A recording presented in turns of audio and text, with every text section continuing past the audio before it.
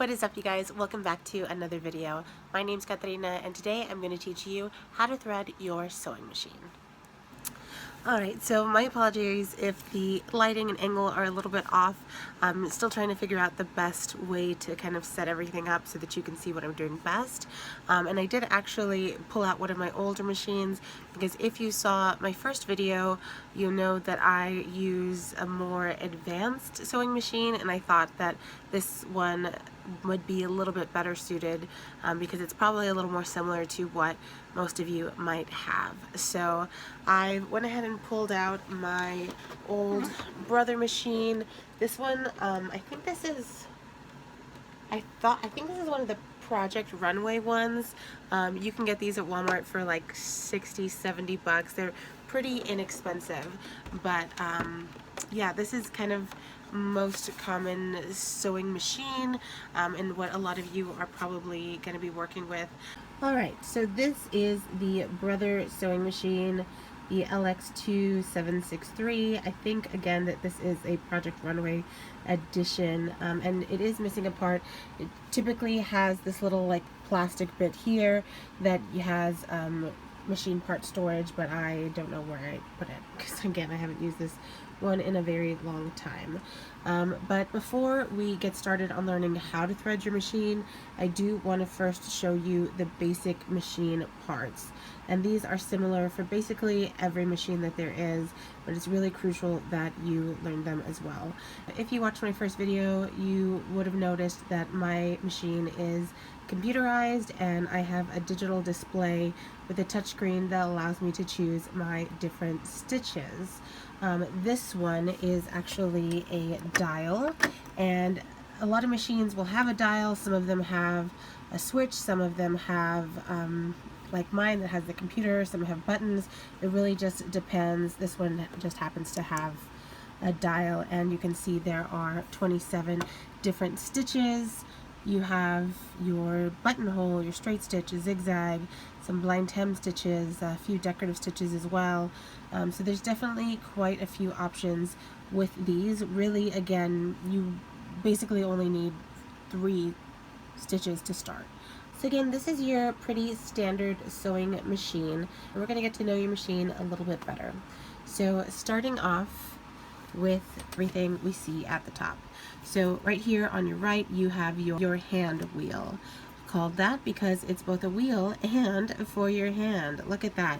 You'll find that with sewing, a lot of things are pretty self-descriptive. What the hand wheel does is it lifts your needle up and down, meaning that you can manually sew by using your hand. See if I can get this both in the frame at the same time. Woohoo! Okay. So you've got your hand wheel. Also on the side are your power outlets and your power switch. Up here is your bobbin winder spindle. Now a typical bobbin looks like this. You have plastic ones, they have metal ones. You do have to be careful though, because the size does typically change from machine to machine or brand to brand. I mean, as you can see, those are 2 totally different sizes. You definitely want to consult your sewing manual to figure out what brand, what type of bobbin your machine uses. You might be asking yourself, hey girl, what the hell is a bobbin?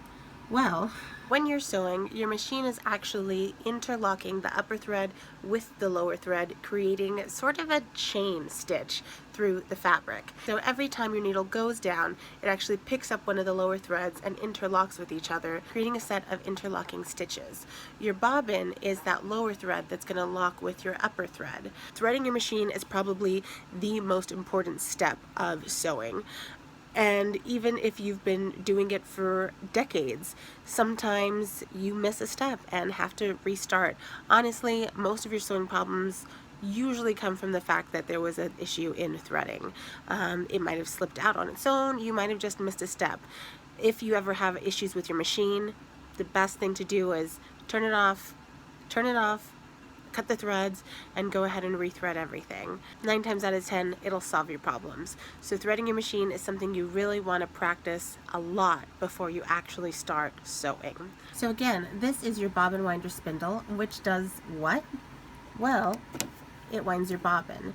You typically pop it on top and follow the instructions that are usually printed somewhere on the top of the machine that teaches you how to wind your bobbin. And again, I'll go through that later. But these parts all correspond to winding your bobbin. This is really just like a stopper that once you've wound it far enough and it gets full, it's going to usually click it over to tell you that it's ready. And back here is where your thread spool spindle is located. As you saw on my machine, mine is up here. This one just happens to be in the back. This one does push down for storage, but again, you just kind of keep it out. Load it in with the hole, we're ready to go. That other things you'll see on your machine are a set of dials. This one is for your stitch length, and you can tell that because the series of dashes actually stands for stitching. So we start off small, larger, and as you can see, this dial goes from 0 all the way to 4. 4 is the longest stitch you can do. Typically, I like to be around a 3. I just feel like it's a lot easier for me to take out stitches if I make a mistake. And then the F is actually for buttonholes, and that's something that we'll get to at a later point. You don't have to worry about it. Okay, and a lot of people might ask, like, why would you need 0? That's going to be the loosest stitch. There will still be a stitch there. This is actually what we use for gathering. What this one is your needle adjustment. And as you can tell on the top, you do have little diagrams that show this opening with the dot in the center. That actually stands for the opening on the presser foot, and the dot is your needle point. Here on the left, you can see that you can move the needle all the way to the right side. In the center, it's completely centered, and on the right, it's completely to the left. So if you adjust this, you're actually moving the position of the needle. And if you're using a zigzag stitch, this is how you'll increase the width of your stitch. So coming here, I'm gonna keep one hand up here just to show you. If I move my dial to the left, my needle moves right. If I move it to the right, my needle moves left. The little opening that you saw on the diagram is actually this opening on the presser foot here. So again, I want it to be centered. So I'm gonna find that sweet spot. It's typically about a 2.5, and that means that when I sew, my needle is actually going to fall right in the center. You can also see there is a little dash. Can you see that? Apologies for all the lint there. Again, I haven't touched this machine in a very long time. You can actually see that there is a little dash right there, and that's the center point. So that's telling you that you are perfectly lined up to be right in the center. And again, on my machine, things are a little bit different from my presser foot.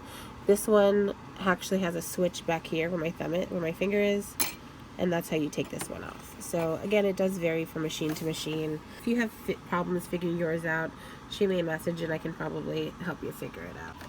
And the last dial is for your thread tension. And tension is how tight or loose your stitch is going to be. Typically, keep mine at about a 5. That's pretty standard. Anything tighter than that is just going to be almost impossible to take out. 5 is pretty much the sweet spot, but you can go from all the way to 0, which means that this is going to be the loosest stitch possible. Here is my reverse stitch button, and I know that because again I have this U-turn symbol here. Again, on my machine, it's a button that I press. It lights up and tells me that it's automatically on. Here you actually have to hold it down while you're sewing in order for it to backstitch. Next up is our stitch pattern guide and stitch pattern dial. As you can see, we have stitch styles 1 through 27, and those correspond to all the numbers on the dial here. And the main one that we're going to be using is number 2, your straight stitch. When you come back up to the top of the machine, you do notice there are a couple of other different diagrams printed here. This first one is actually teaching you how to thread your bobbin, and this one is showing you how to thread your machine. This isn't something that's featured on all machines. Mine has just arrows, but most commercial sewing machines do have some sort of guide featured on the machine, if not in the manual. And if you follow the numbers there, you can actually see that they do also continue here. And then here we also have a diagram for how to load in our bobbin. Every machine has a variation of a bobbin of a bobbin holder. Some are a drop-in bobbin like this, meaning that you literally get your bobbin and drop it right in. Others have a whole like cage that you have to stick it in here, and it's kind of complicated.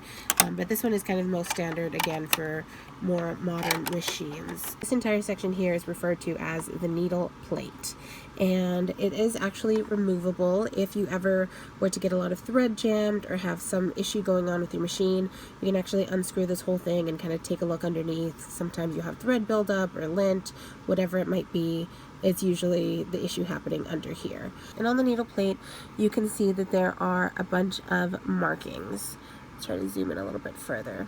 And because these are American machines, all of the markings are going to be in inches. My machine is German, so it uses the metric system, but this one, as you can tell, has 1/8 inch increments everywhere. So starting at 3/8, half an inch, 5/8, 3/4 of an inch, going from 1 all the way to 2 inches here on the last line. But standard seam allowance is 5/8 of an inch. Okay, so on the needle plate, another part that you're seeing, and you've probably heard me mention a couple times, is your presser foot. And your presser foot, again, pretty self-descriptive because it puts pressure using that foot. And it puts pressure on your fabric to kind of keep it in place and help it guide along. You do have a lever. Mine is up here. Sometimes they're on the back. You can lift and lower this. In order to sew, you do want to have that lowered.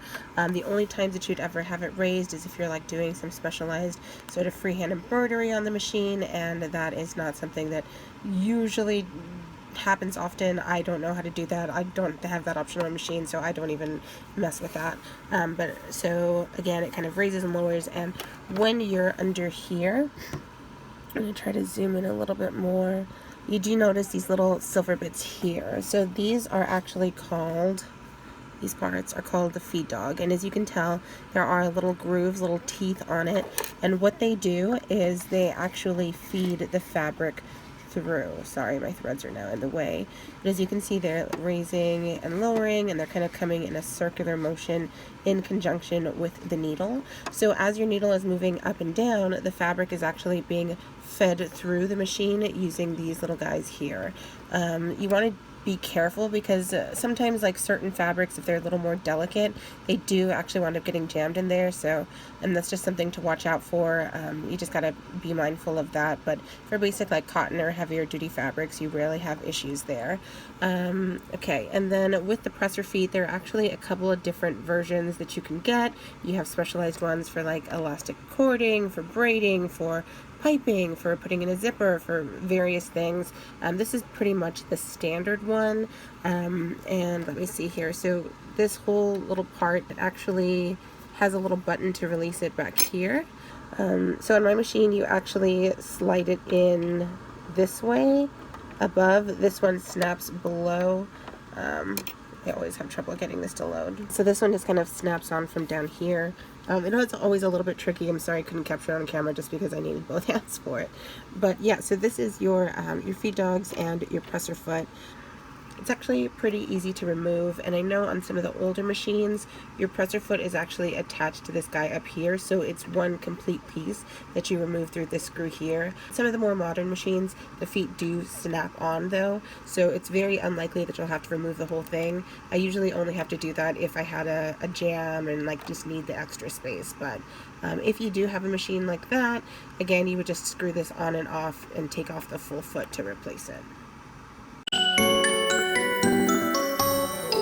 If I wanted to get started with sewing, the first thing that I need to do is make sure that my bobbin is wound. So I'm going to take my thread, sorry I switched to red so it would be easier to see, and as you can tell there's a little wire bit there that's going to catch on, and that's just making sure you know thread is caught. So I'm going to take it, and again I'm following. And I do realize that there are two guides listed on the machine. We're going to be following the one with the darker circle that corresponds to bobbin winding. Doing a figure 8. And now I'm carrying it back over. Step 1, complete. From this point, we're ready to move on to steps 2 through 4.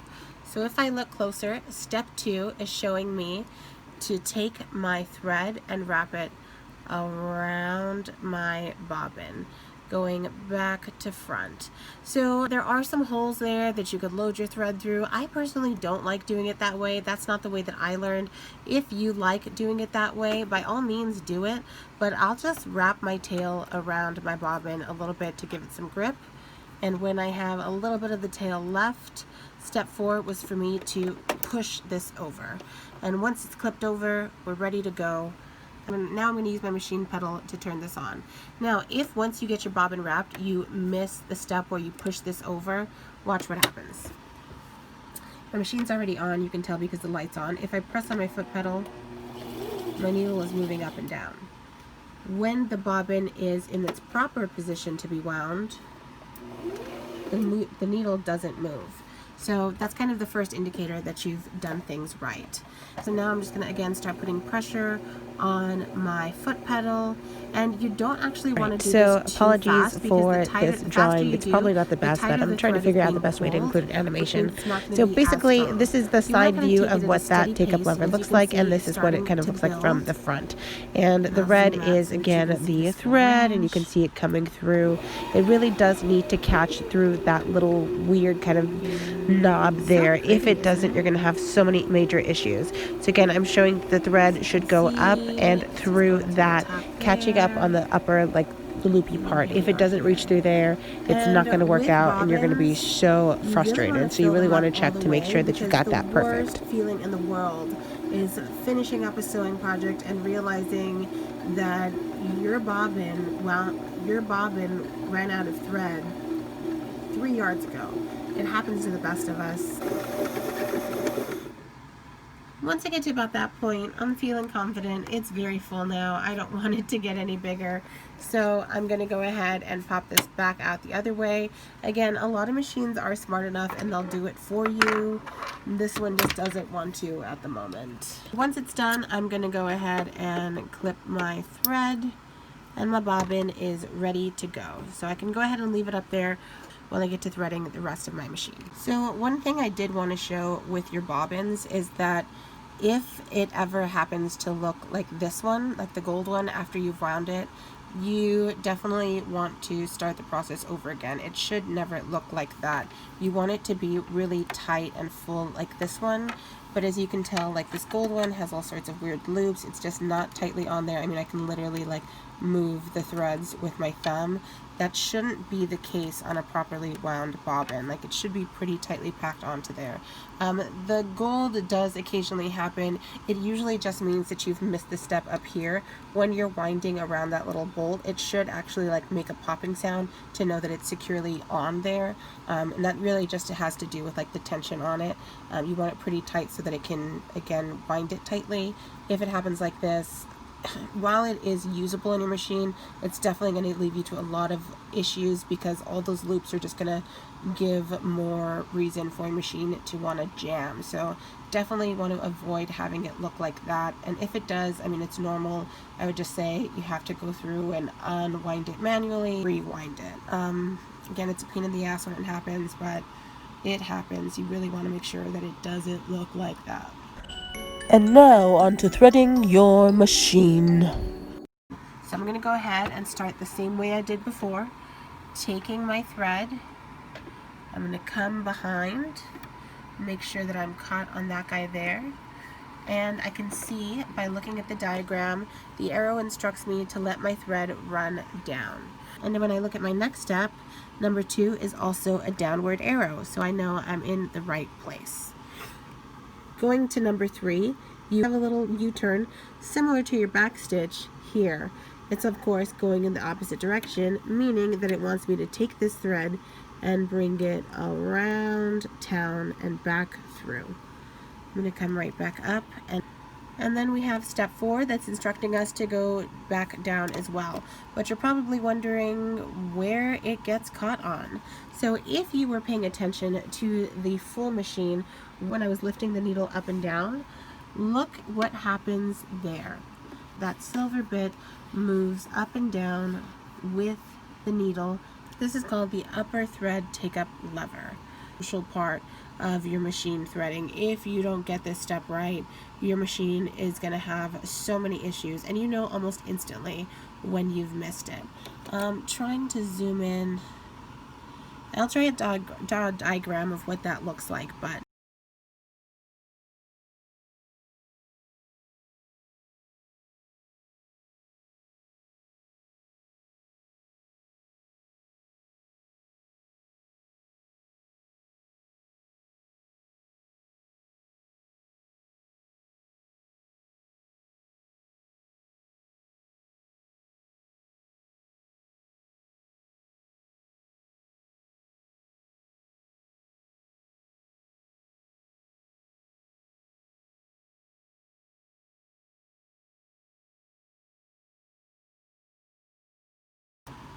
basically, step 4 means that you're going to come up, around, and through. Your thread should actually catch through that little guy there. And I think you can see, if I zoom in enough, you can see that my thread has actually gone through that hole there. It needs to go through there. If it doesn't, again, your machine will not work. So that's step 4. In step 5, I'm just pulling it right back down. And step 6 is me just taking my thread into the little clamp by the needle, which I can't always get. I kind of skip this one sometimes just because it's difficult. But there we go. That's step 6. So now we have the upper part of our machine threaded. And again, we started by taking our thread, we went behind, down, around, up and through our take-up lever, back down, and behind our needle. It's really easy. It takes less than a minute to get your machine threaded.